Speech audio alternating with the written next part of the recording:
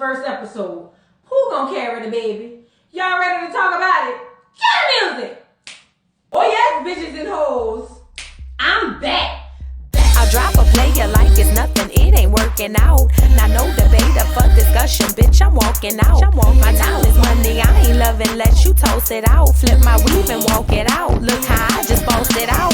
Now come on, baby, why you bugging? We can't talk it out. I keeps it moving, I ain't tripping, lost another spouse. I'm just the boss, it's in my blood, no, I won't scream or shout. Grabbing my keys. Cause oh yes, bitches and hoes, I'm back. Back with another video. We're here to discuss Brat Loves Judy season 2, season finale. We still don't know who's gonna carry the baby. At this point, somebody got to carry it, and we don't care at this point. Cause girl, y'all playing in our face. Who's gonna carry this baby? Let's get into the episode. So the episode opens up. We're picking up where we left off last week. The doc is telling Brat that she's got 2 fibroids, but you know, let's get Brat down. Because Brat feels like fibroid tumors is going to completely stop her from carrying. I know a lot of women who've carried with fibroid tumors. Now, granted, it's not the easiest a lot of times, but it's still a possibility. And the doctor basically tells them that, listen, let's not just call it a wash. How about we do some blood work, do some tests? We may be able to make some things happen. Like, don't be all down about it.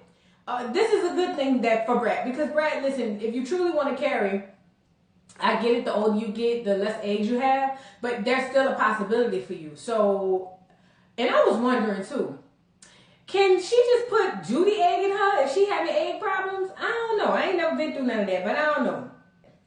Let's move on. We move to the next scene. Brat and Bella go to see the setup at the listening party, and we still don't know what the hell happened to the car in the house. How's y'all hanging out like ain't nothing going on, Brat? Make it make sense. I know that's your manager, friend, assistant. I don't know what the hell Bella do. But why haven't we found out what the hell happened to the house? Y'all should have left that out the doggone episode. Anyway, I was already disgusted by this. But guess who's playing in the goddamn listening party? Ellie.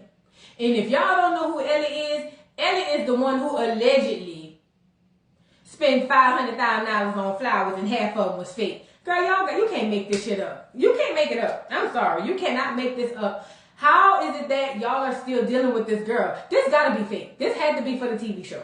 It had to be fake. There's no way. Nobody in their right mind would do this. This isn't even normal. Like, there's no way. There's just no way possible. But basically, Brat's trying to smooth us over by saying, well, you know, I deal with Ellie. We had our ups and downs. We be having our issues. But Ellie is a friend. Ellie is not your friend, Fat. Ellie not your friend. I'm sorry, but Ellie's showing her around the doggone thing. She's telling, Brat has another conversation with Bella, telling her that she's going to wait on the second opinion, you know, and she's real hopeful that maybe something is going to happen. Now, it's time for them to do sound check. Brat is telling us that she's excited about this doggone listening party because there's going to be people that are close to her, people that are like-minded, that are going to be at this listening party. I don't know if that's the best. Honestly, in my opinion, I would have different sorts of people. I wouldn't want like-minded people to listen to my music because odds are they're going to like it. I'm not saying Brad do bad music. We all know that's a false, but it's just like when you want people of different mindsets that aren't so like-minded to give you an honest and true opinion on your work, that's just how I was thinking about it, but I don't know. But Brad is really stressing about this doggone sound check. She wants that to be okay, because if anybody knows anything about performing, sound checks are the most important thing. That's why you had Jeremiah up there saying, if we tried that we could be somewhere in a climate. That's why that stuff like that happened. Or Ray J saying, it was a man back when knew that I love you, bird. It was about 8 years ago. Man, I sound better than he sounded. But y'all get it. Y'all get it why sound checks are very important. Let's move on. We move to the next scene. Brad and Judy go down there to the lunch. They just gonna have a bite to eat and you know, spill a little tea. And Judy tells Brad about her conversation with Deja.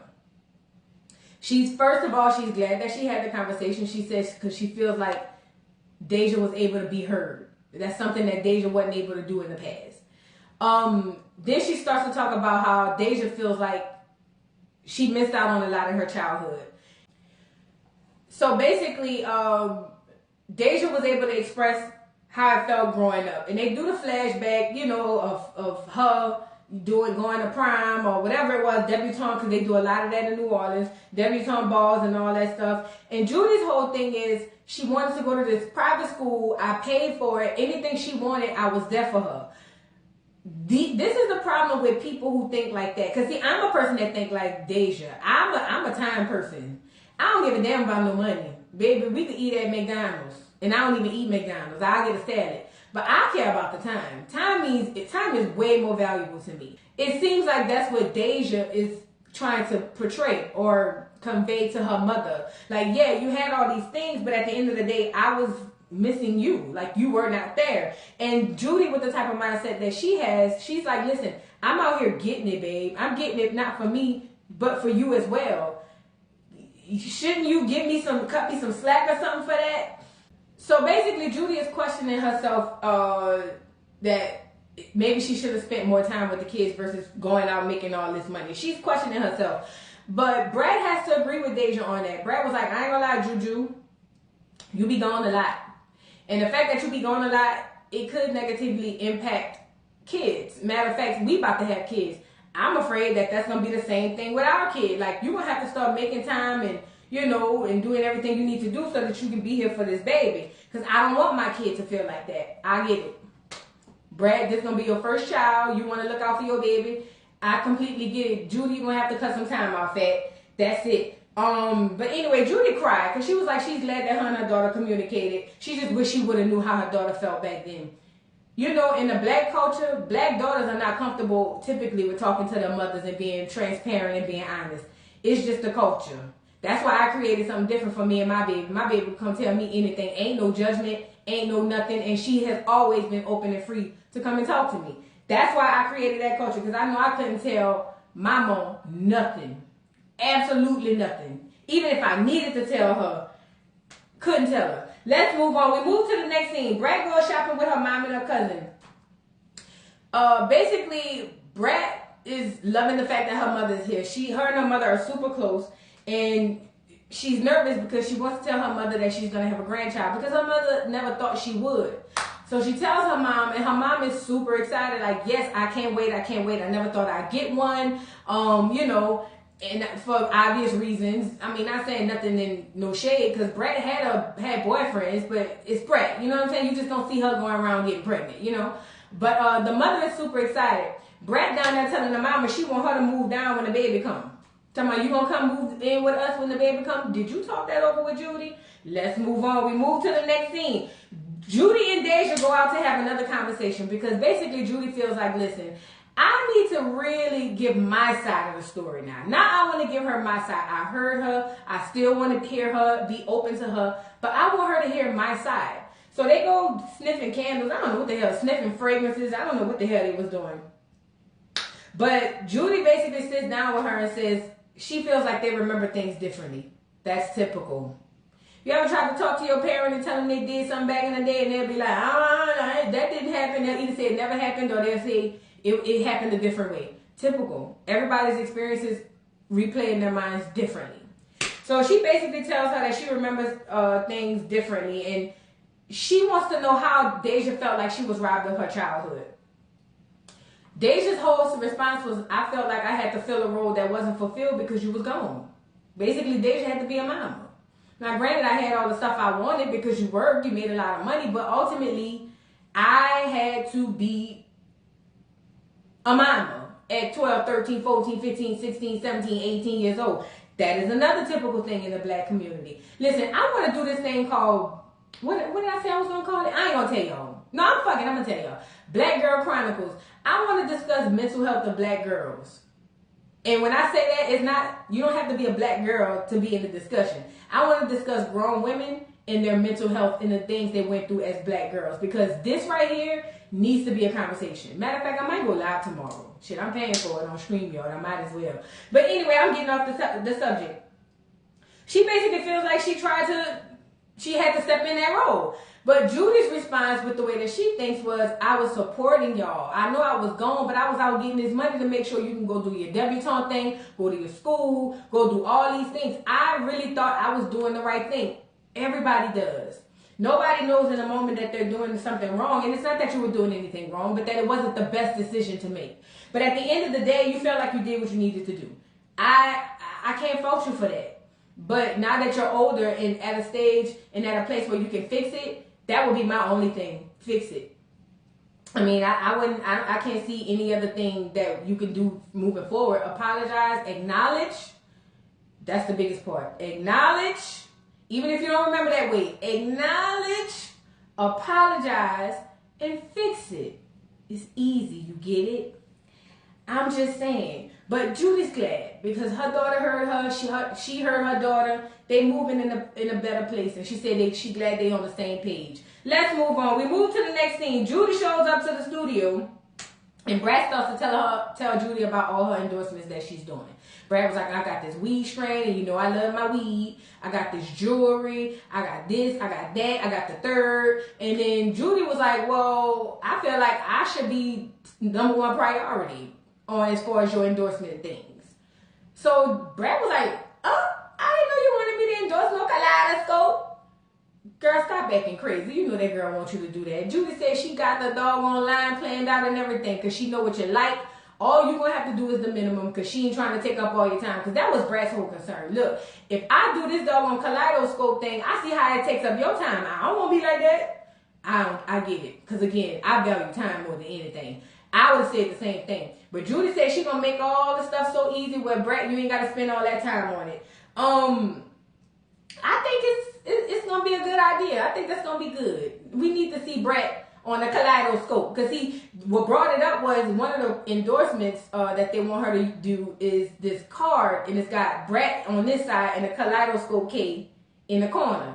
So, you know, that's what made Judy was like, speaking of, why ain't kaleidoscope on the #1 of the list of endorsements? Okay, let's move on. We move to the next scene. Brat goes to see Dallas. That's her old hairstylist. She said he's like a family friend. He's been around, used to do her hair back in the 90s.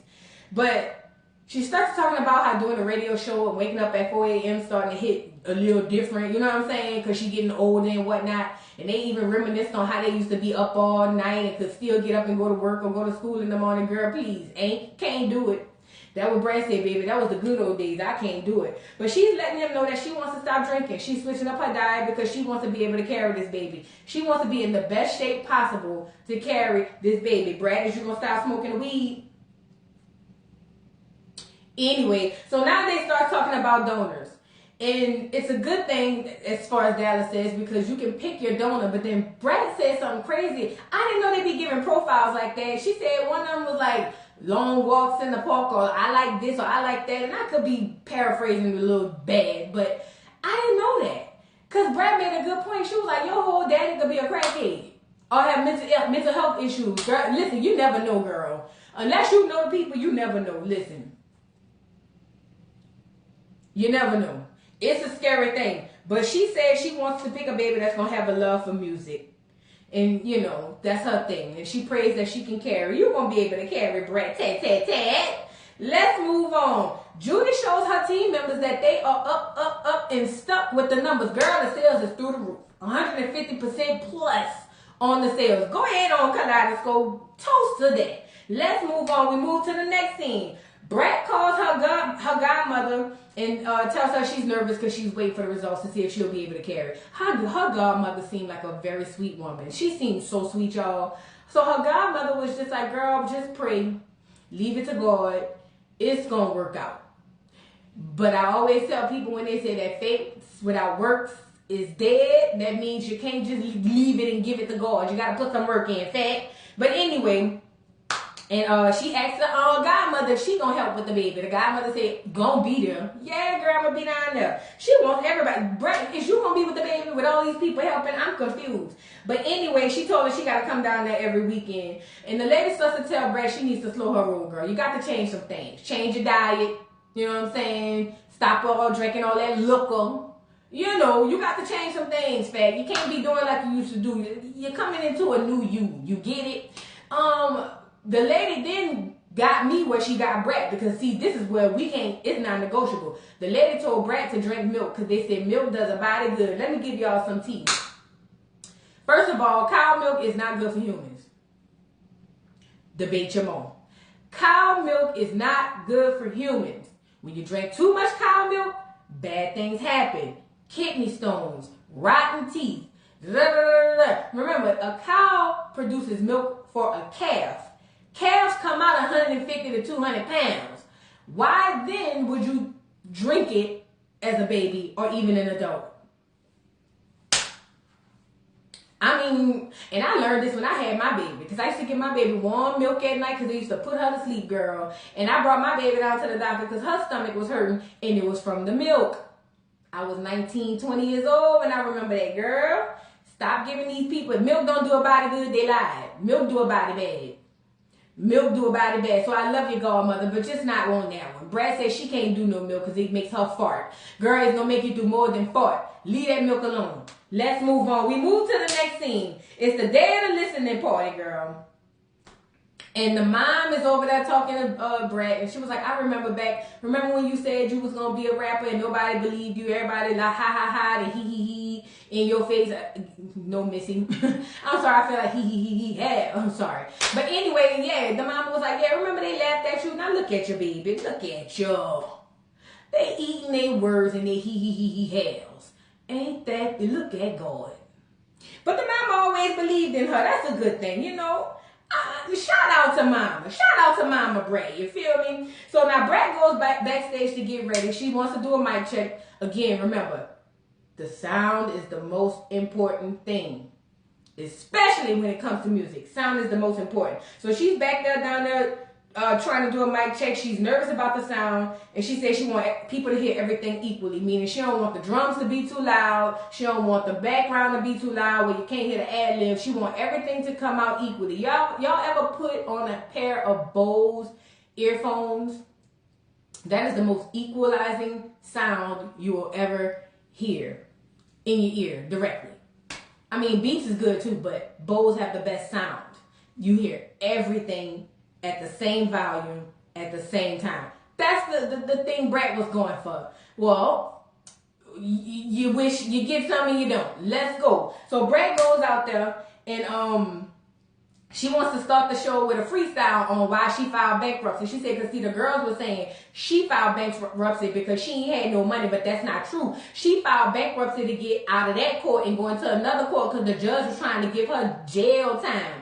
That's about right, Brad. You popped the girl upside the head with a Hennessy by the girl. And I didn't know you could file bankruptcy to get out of going to jail. For that. A crime. Criminally. Girl, this reality show stuff really be playing in our face. But anyway, she goes to do the doggone, play the play the doggone freestyle, and girl, the sound is horrible. Hell, Brat louder than a doggone freestyle. Girl, please. So now you know this is sad. This is bad. This is bad. You pay too many people to do all this. She go back there by R. The people ain't got nothing to say. Girl, just do the TikTok song. So they do the TikTok song. The crowd loves it. And Brad said, you know what? When I perform, I feel like all my nerves and everything go away because I be in my element. Shout out to Brat's head and the TikTok. Girl, go ahead on. The people loved it. They get backstage. Judy was like, see, I told you it was going to be good. What you think about it now? Brat fires off all the ideas she wants to do. I want to do this. I want to do that. I want to put the TikTok song on TikTok. She's excited. Now her fire is there. So now Judy was like, that's all we needed to do to get you ready to go? Girl, we should have been lit this fire up under your ass. Let's move on. We move to the final scene of the season finale. Brat and Judy is sitting out here by the pool. That's behind me.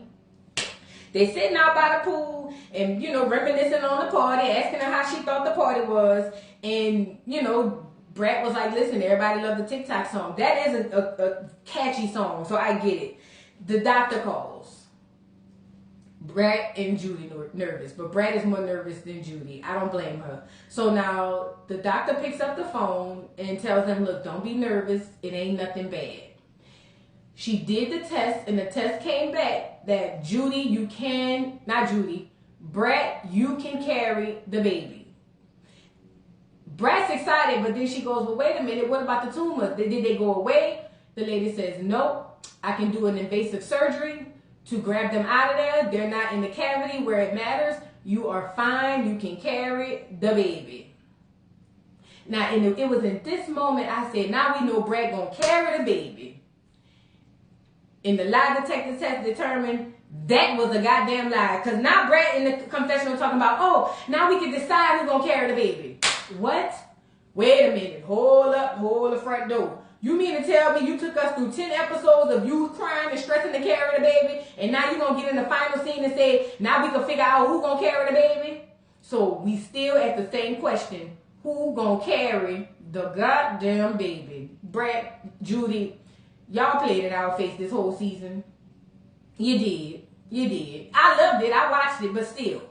Y'all could have at least came to a result, but see, you baited us. That they're coming back for season 3, and she said that's when we gonna find out who gonna carry the baby. Girl, look. I'm not about to play with y'all. Ain't about to do it. So if one of y'all ain't carrying no baby or made the decision to carry the baby in season 3, it's gonna be problems. You get it? Y'all drop down in the comments and let me know what y'all thought about this last doggone episode of Who Gonna Carry the Baby. Shit, Brad loves Judy.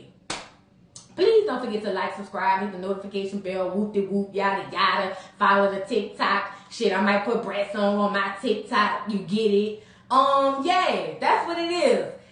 Y'all hit me up, man. I'm outside. Yay. Feeling better, much better, because I've had a rough week about my mental health. We gonna discuss that too, live. I'm gonna do a live about that. Anyway, yeah, please do that for me, and I will see you hoes later. Bye. Mr. Carroll, how you give the voodoo doll time to talk? I don't get no fucking time to talk. Who the voodoo doll is? The nigga you just had up here.